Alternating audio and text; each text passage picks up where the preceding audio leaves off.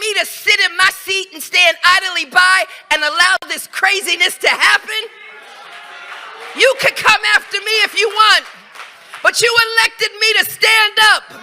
You elected me to use the law. You elected me to go to court. You elected me to continue to challenge this administration. You elected me to stand up for the least of God's children. You elected me to continue